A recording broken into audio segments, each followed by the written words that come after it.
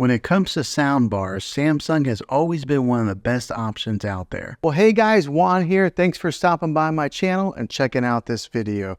So today we're going to talk about the Samsung soundbar and what it's been like now that I've used this thing for a whole month.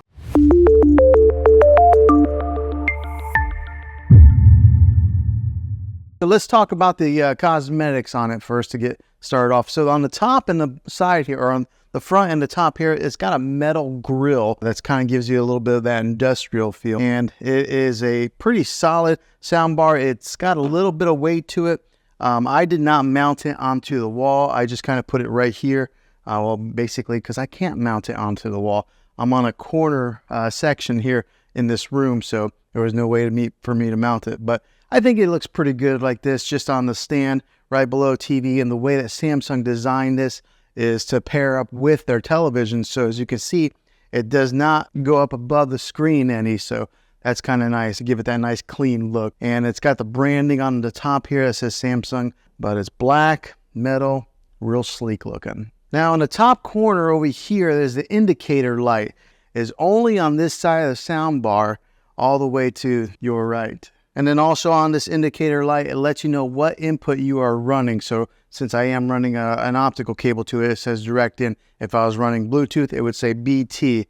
And if you're running like through an HDMI cable, it would say that also. Now the remotes on these things, they are really thin like that. So that makes it kind of easy to get lost in a couch or a chair. But they're really similar to the QLED TV remote. So let's take a good look at here. So this one here is the QLED remote. This one here is a soundbar remote. As you can see, there's not a whole lot of difference between the two.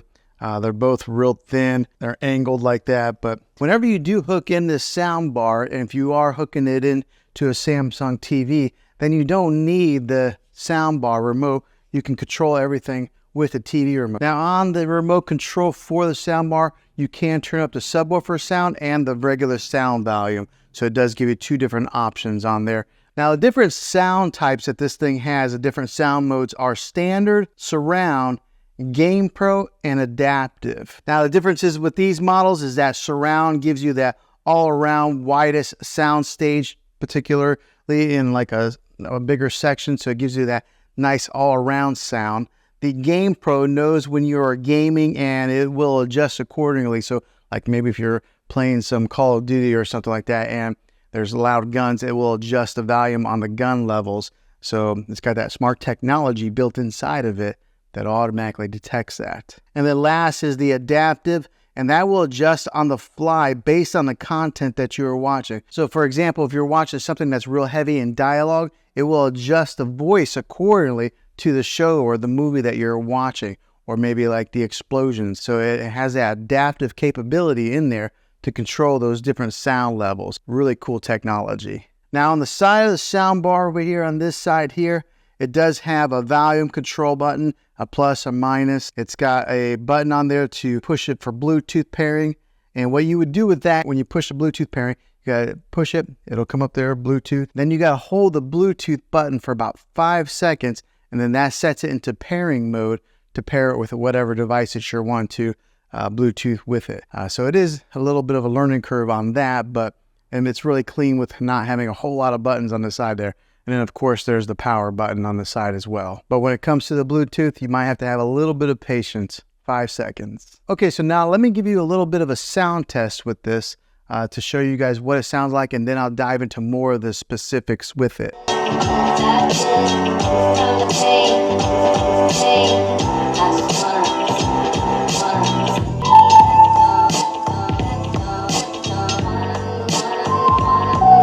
Now what I'll do is I'll take the microphone and I'll stand back as far as where I would be sitting for movie watching, and to kind of give you guys what that sound would be like if you were sitting in that type of a distance watching a movie. So let's do that test now.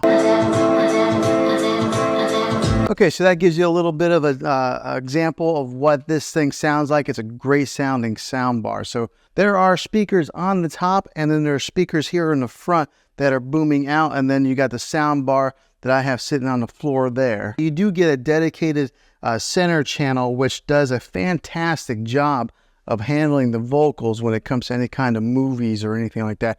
My wife and I were watching a television show the other day, and I was really surprised at how well it balanced the vocals with some of the like explosions or anything that were in the background. So that dedicated center channel does a fantastic job with that. Now with the rest of the speakers that go around the dedicated center channel, they do a fantastic job of filling in all those mids and giving you an example of what is all around there. So giving you that surround sound feel, making this sound bar sound bigger than what it really is. Gives you that crisp sound, that big bass booming sound, and then it fills the room in really nicely. Now on the top of this sound bar, along the top right here, it's got that acoustic beam technology.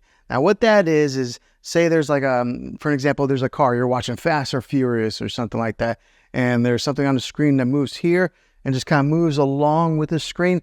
The beam technology will give you that sound that kind of goes right along with it, just like that, moving with the action that's on the screen. Some really cool technology. Now, I can't really show you on video, obviously, because it's video, but you're going to have to take my word for it. That is a really nice little feature on this sound bar here. Now, on the back of this sound bar, you do get some good connections, different types of connections to kind of go with whatever TV that you have. You get 2 HDMI imports. One of them is that ARC HDMI input. You get the regular 35 or 3.5 millimeter, the old-fashioned stereo jack. You get that, and then you get the optical audio cable, which that's what I'm using here. And then if you wanted to, you could even Bluetooth it with the TV. But if you have this, I recommend that you go wired in. You're going to get the best connectivity that way, and you're probably your best sound. So I have it with the optical cable, but it does have that HDMI hookup also. Whatever type of TV that you're running to with this, it'll work. Now, the other great thing about this is it's not specific to the QLED. All right, if you had another Samsung TV, you could do that also.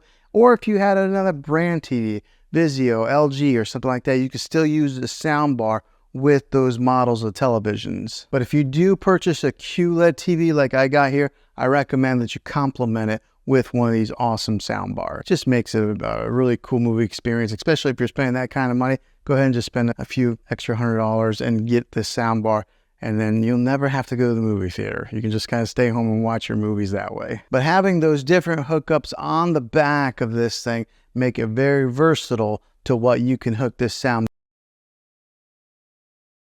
Okay, so now what's it been like owning this soundbar for 1 whole month? It has been a great soundbar. I can tell the big difference between using the TV sound and this sound here. Just the other day, we were watching a TV program, and one of the issues that I do have is that sometimes the soundbar will disconnect. Now, it's probably every 6-7 days it'll disconnect from the TV, but all you have to do to fix that, to reconnect them, is you go right over, you hit the power button on a soundbar, and it automatically detects that the soundbar is on, and then it connects back together. So that's about the only issue I've really had with this soundbar. Other than that, it has been fantastic. It has worked fine. But I could tell a huge difference whenever I was listening for a few minutes on the TV. And then as soon as I turned on the soundbar, the voices that were coming out from the middle range here, you could hear the dialogue from the movie really clearly compared to just listening to it from the TV. The sound, as far as the bass goes on this thing, it like almost rumbles the floor a little bit because the subwoofer is down here on the floor, and then there are some bass speakers built into this thing. And so whenever we are watching any of those action type of movies and there's explosions or guns going off, you really can feel it. So this has been a really good purchase for me. I know soundbars are usually a splurge. I mean, you can watch TV and get all the sound from the TV, but make your movie watching experience a little bit better. Buying one of these is worth the money. So after owning this thing a month, would I buy it again? Absolutely, I surely would, because it has done a very good job at making enhancing our movie watching experience, our TV shows.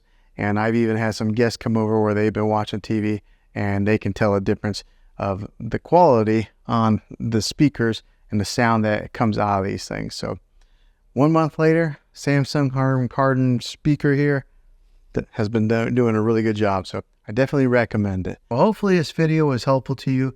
If it was, click a thumbs up on this. Go ahead and subscribe to my channel. I make tech videos all the time, and I would love to have you back in the next one. Take care.